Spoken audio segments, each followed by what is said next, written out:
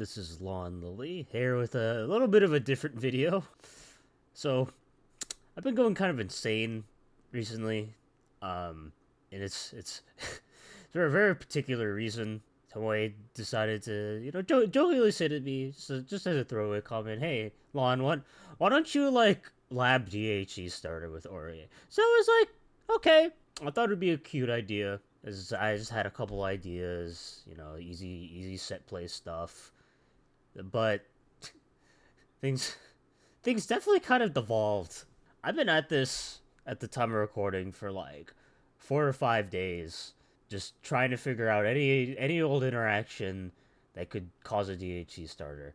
And like quite frankly, there are way too many characters that can by technicality, and I'm just here to just showcase my depths of my insanity.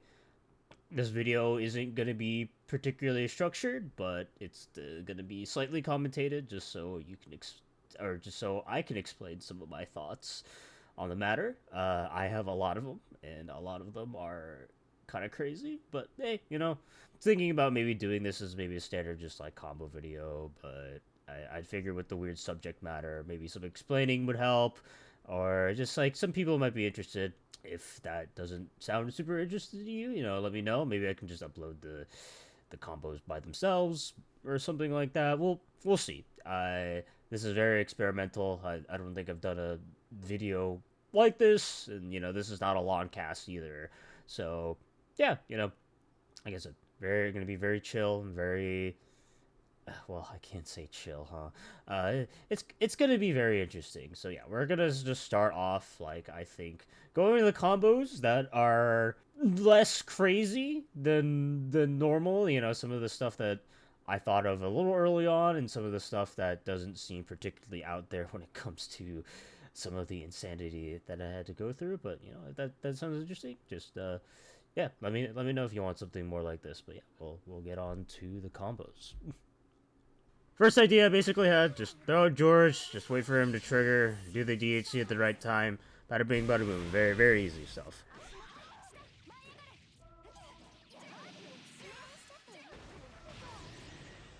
So I thought, maybe we can abuse some gaps too. So, thought of Batista. I know she has a gap on the Flash Kick Super, and lo and behold, it has enough time to convert. Using the same ideology of just finding gaps on block, Noelle surprisingly can do it with the missile part of her air super.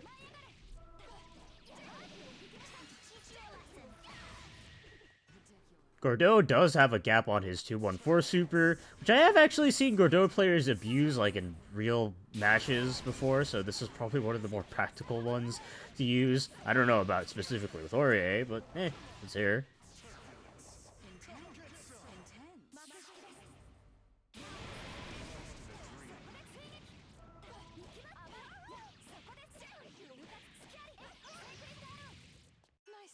Ruby's an interesting case. Normally, her 2-1-4 super doesn't have a gap on block, but if you abuse a little bit of a spacing, you can actually create one, which does allow you to combo. Surprised she still does the follow-up, even in this situation, though.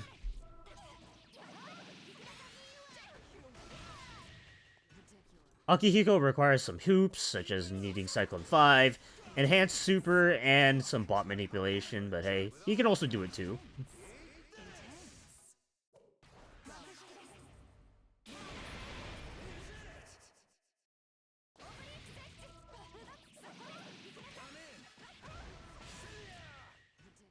There is another character that has a natural gap on her super, but I'll get to her a little bit later because, quite frankly, I think that's what started the descent into madness. But for now, let's get on to maybe some other characters. I had some other ideas like, hey, we can make gaps with push block. So I tried it out with Platinum, and that decidedly worked out pretty well. Naturally, this allows Yumi and Yosuke, who have these big, funny spin supers, to get conversions as well. Not super surprised by these ones at all, just, had to push block to find the gap.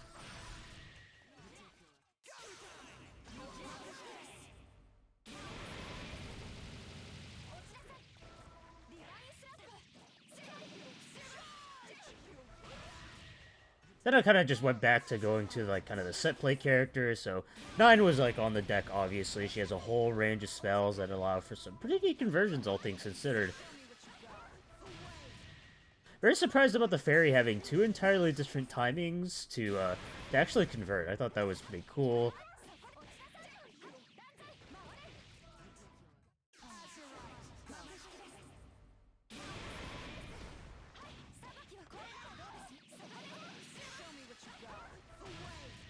Clock, obviously, is like... It was a given, just had to wait a little while.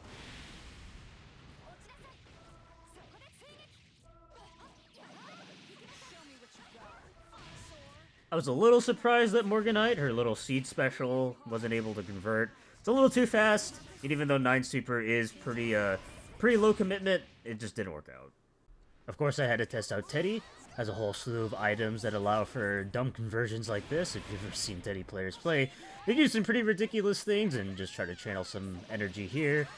Some of the items that allow you to convert include the Smart Bomb, the Barrel, and the Buckets. I think the easiest one was obviously the Buckets. A lot of hit stun. Probably followed up by the Smart Bomb too, just because it floats there. The Barrel was a little finicky to time, but it wasn't too bad. Wasn't able to get the red toy, the red Gundam toy, to actually end up working, though I suspect that there is some type of way. I just wasn't creative enough to find it. Mitsuru also has one with 214C. This one is probably the most finicky at the time, but it still works.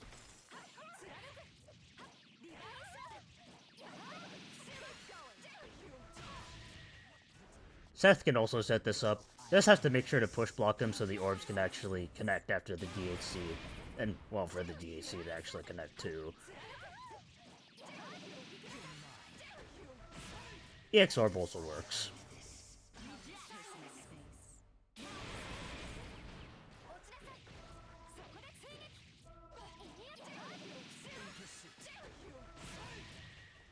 There's this cute interaction with Kanji 214B where if you just hold it out, it actually ends up command grabbing in the middle of the Orie DHC, which still gives you enough time to convert, but most of it will miss, which looks pretty funny. Also found if you mistime it, this happens. You know, everything has seemed relatively normal so far, no particularly bizarre interactions. However, let's get into why I started going insane. And it all starts with Lene. So, Lene does have a natural gap on her super. It's around the time where she slams a sword in the ground. At the time of me doing most of this project, I actually couldn't, for some reason, find a gap where I could convert off that DHC. As you can see here, you actually can. Yeah, I kind of wish I found that out because I thought at the time, like, hey, if the normal super doesn't work out, maybe the enhanced super will. So I clabbed it, and you do get a combo off it. Just not on the way that you might expect.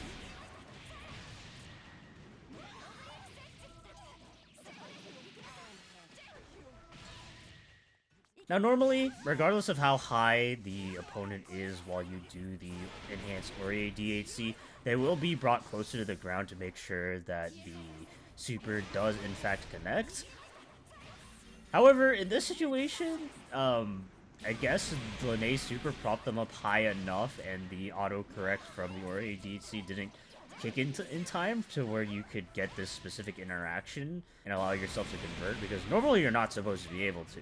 The only other character that was able to replicate this interaction with was Platinum, who has a pretty similar setup to her regular one.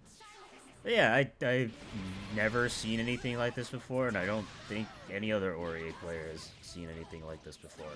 Pretty neat. Now, I'm not sure why, but I guess this setup kind of opened up my mind's eye to super creative setups. From here on out, these are going to be a lot more creative and weirder interactions that are technically still possible, but yeah, like would probably never come up in a real game, regardless of how hard you tried. With Yukiko, I had to set up this specific set of circumstances where Tager kind of jumps up and then push blocks just at a specific height, and then I DHC him while he lands. Honestly, wasn't expecting Yukiko to actually come up with something, but I figured with Mirage you should. Now at this point I was kind of running out of ideas. A lot of the supers that were multi-target just were 2+ on block and kind of unpush blockable for one reason or another. So I opted to say like, hey, maybe a parry or like some type of guard point could work because those do allow for DHCs to trigger. Now, you might think that I go to the very obvious characters with Akatsuki and Blitztank first, but no, actually I tried Neo. Now, my ideology was, since Neo teleports behind your character, it'd be easier to knock her into certain supers, because the DHC will go in a set direction regardless of what side you're facing. However, you can't call a DHC on the Neo Super. They still need to be blocking something. Found this cute Merkava setup that I thought would be cool, but sadly it's not really a DHC starter. With Neo out of the way, I decided to test out with Akatsuki, and oh boy, I could have never guessed how much this would actually open up Pandora's box, but I'll explain a few things. Akatsuki's parry does have a lot of good traits that are very specifically tailored for setting up stupid stuff like DHC Starter. First of all, his parry will not trigger against projectiles, and he will be fully actionable after parrying a projectile too, which does allow him to get frame trapped in certain situations. Another thing too that might be surprising is the fact that he does have quite a bit of invul on his follow-up attack, which does allow me to more flexibly set up and call when I want the DHC to actually hit him. And the fact that he has an air parry does come out to play in some specific scenarios, as you will see later.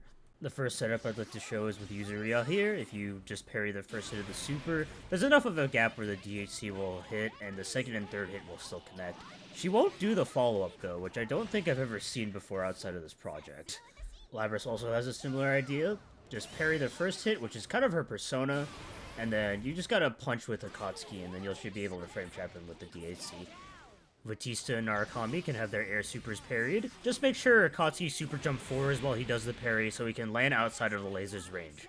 Otherwise, you should be able to DHC him easily.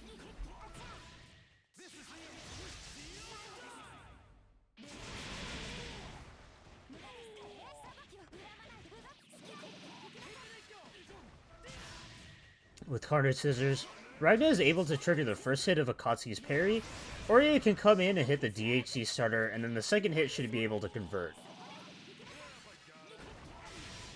Yang also has a bit of a small gap between the first and second hit of her 214 BC, but I'm a bit surprised that you're even able to do this in the first place. I would have figured that this is a cinematic, but yeah. Here's a freeze frame just to show that it's true. You can also do this, which I find very funny.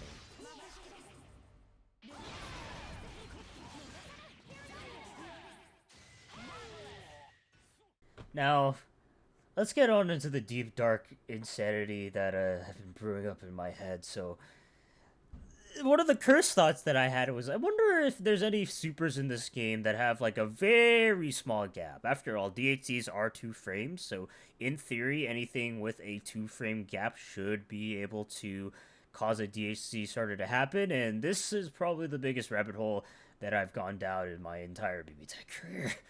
Well, it turns out there's no character that naturally has a gap that small, but it turns out Akatsuki DP can cause a gap that small to occur. And this is where the madness really starts to begin. And one of the first areas I tested was with the Shiragani's gun super. Now, I thought, like, it kind of looks like there's small gaps in between each bullet. I wonder if it's possible for me to, like, frame trap in between them with a Akatsuki parry, and lo and behold, it technically is possible, though it's quite a complicated situation.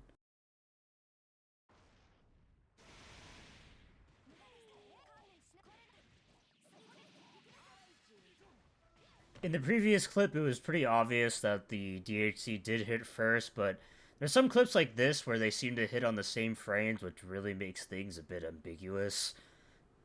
If you look closely, it is Shirogane super hitting first in this situation. I won't bore you with all the math yet on why this is the case. Just know that these damage numbers should add up to Shirogane hitting first. To kind of show off what I mean, let's go over Jin here. Jin actually doesn't seem to have a DHC starter combo, but This one is so particularly close, I think it's worth looking into. So Orie's DHC on a initial connect will do 500 damage, boosted to 550 on counter hit. A lot of times, messing around with the parries invul, the initial hit will not connect. As a result, the follow-up hits are the only things that will actually matter here in these damage calculations. So as a result, these do 250 a pop and then 6 times each on an ideal scenario. Now, in Jin's situation here, it's really hard to tell which one ends up hitting first unless you really slow it down. But if you can see, the damage number as soon as you see the 2 on the screen actually ends up being 275, which is 250 multiplied by the counter hit modifier of 1.1. So you can kind of assume here that since they hit on the same frame, that the DHC is the one hitting second, as if it hit first, we wouldn't be seeing this number. Instead, we would be seeing Jin's snowflake number. Using the same logic that we used for Jin, in any combo where we don't see the number 550 or 275 on the damage counter, and it is a combo that looks like it hits on the same frame, we can assume that the DHC did hit first, and therefore it is a valid DHC starter. Let's take a look here on this Narukami super. As you can see, by the time the combo meter says 2 on the screen, the damage number does not equal to 275 or 550, so we can kind of assume here that even despite the fact that this is a very active super, that the DHC did hit first. Here are Narukami's damage numbers. As you can see, they are not equal to Orie's DHC damage. It is important to note that most multi-hit supers do have some scaling applied to them, but most DHCs are P100 and P2 100 as well. So the first initial hit should not be scaled. As we can see here, 275 plus 238 does in fact equal 503, so this does add up. With that being said, this opens up a lot of windows for potential DHC starter situations that you might have not thought of. Obviously, we've seen Narukami here by technicality, and I won't bother slowing them all down, but if you want to, just to make sure that my logic checks out, then feel free to, but for now, I'll just show you kind of the spoils of my insanity. This one right here, though, this one's my favorite.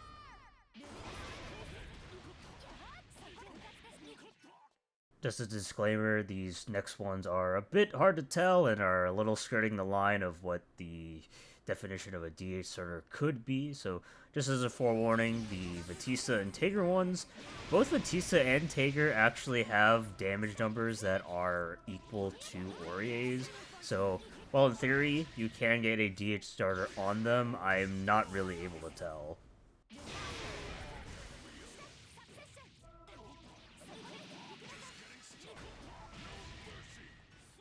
I also tried messing around on DHC Starter on specifically the assist, and, well, these are very much possible. I didn't feel like they are within the scope of what I was looking for this type of project, but maybe sometime in the future. And yeah, that wraps up my deep dark descent into insanity. This project took a lot of effort and a lot of creativity on my part to execute, and like quite frankly, I didn't expect it to really get this far, but hey, we're here, and I hope you had a fun time watching this. Like I said, pretty new video style from me, doing commentated basically kind of combo analysis, if that makes any sense. So, you know, if you are interested in stuff like this, I'd be glad to produce more in the future. If not, then like I honestly might still do it. I had a lot of fun with this project, and these are very creative ideas that I think that the BBTAG scene could really, benefit from just exploring more with their characters. So I encourage, if anyone is inspired by this video, to do it themselves. Just know that you're going to learn a lot of very cursed information about the game and your character, which might not exactly be for everyone, but hey, what's a little insanity in one's life?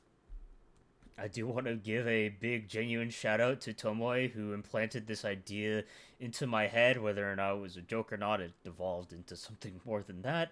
A couple of people in the Orie channel definitely helped me out as well. So big shouts to the people out over there as always. But yeah, this has been Lon Lily, and hopefully we can meet again sometime in the future soon. I got some ideas brewing up in my noggin that you guys will probably see in the near future. This was a little bit of a sabbatical, I suppose, from that big project that I am working on. And don't worry, Longcast is still in production. Got a episode kind of planned out in the beginning stages, and that should be out. Lord knows when, to be honest. But yeah, like I said, catch you guys later.